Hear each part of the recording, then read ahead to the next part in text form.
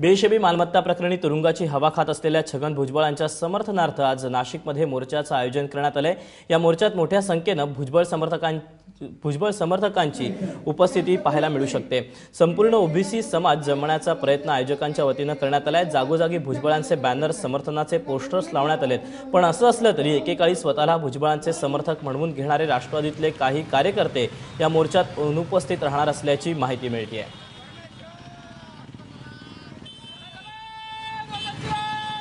नाशिकला जत आमचे प्रतिनिधी सागर वैद्य आपल्या सोबत आहेत। सागर, तयारी तर जय्यत झाल्याचं कळतं। एकंदरीतच किती वाजता हा मोर्चा निघणार आहे, काय अधिक तपशील आहे?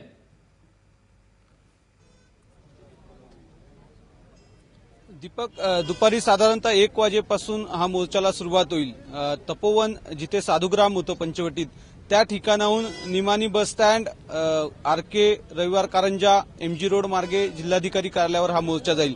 दीपक, खरं तर गेल्या अनेक वर्षांमध्ये पहिल्यांदा ओबीसी समाजाचं इतकं मोठं शक्तीप्रदर्शन या निमित्तानं पाहायला मिळणार आहे आणि भुजबळांसाठी खरं तर ही फार मोठी दिलासादायक गोष्ट आहे। कारण आता भुजबळ जेलमध्ये असताना त्यांच्या समर्थनासाठी लाखोंचा हा मोर्चा होण्याची शक्यता व्यक्त केली जाते। त्याच्यामुळे सर्वात मोठा दिलासा जो आहे तो भुजबळांना आज मिळणार असेल। कारण गेल्या काही दिवसांमध्ये भुजबळ जणू काही राजकारणातून संपता की काय अशा पद्धतीचं वातावरण निर्माण झालंय। त्यांचे अनेक पक्षाचे नेते म्हणा, पक्ष म्हणा किंवा त्यांच्याबरोबर सत्तेत असलेले अनेक लोक आज त्यांना पाठ दाखवून निघून गेले आहेत आणि अशा काळामध्ये त्यांचे जे खंदे समर्थक आहे त्यांनी या मोर्चाचं नियोजन केलेलं आहे आणि त्याला उत्स्फूर्त असा प्रतिसाद मिळताना पाहायला मिळतोय।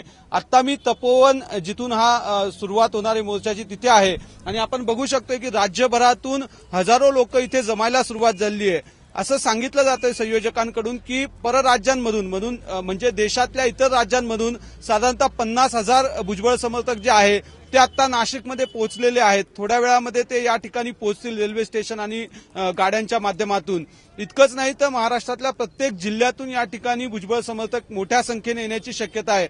आयोजकांचा दावा आहे की 5 लाखापेक्षाही अधिक लोक या ठिकाणी जमतील आणि ज्या पद्धतीची व्यवस्था थोड्याच दिवसापूर्वी गेल्या आठवड्यातच मराठा मोर्चा या ठिकाणी झालेला होता, त्याच मार्गावरून, त्याच ठिकाणी आणि त्याच पद्धतीनं शांततेच्या मार्गानं हा मुकमोर्चा भुजबळांसाठी काढण्यात येतोय। त्याच्यामुळे साहजिकच याची जी तुलना आहे ती त्या मराठा मोर्चाच्या गर्दीशी, तिथल्या शिस्तीशी आणि तिथल्या मुद्द्यांशी केलं जातोय।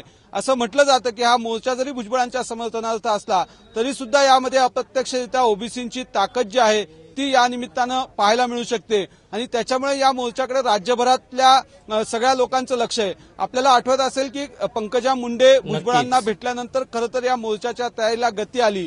संपूर्ण वंजारी समाज या मोर्चाच्या मागे सशक्तपणे उभा राहिल्याचं पाहायला मिळतंय। इतरही ओबीसी जातीतल्या अनेक संघटनांनी याला पाठिंबा दिलाय आणि इतरही राज्यातले लोक याच्यात सहभागी होणार आहेत। दीपक, निश्चितच सागर, तुझ्याकडनं या सगळ्या संदर्भातले अपडेट जाणून घेत राहू। तुर्तास धन्यवाद दिलेल्या माहितीबद्दल।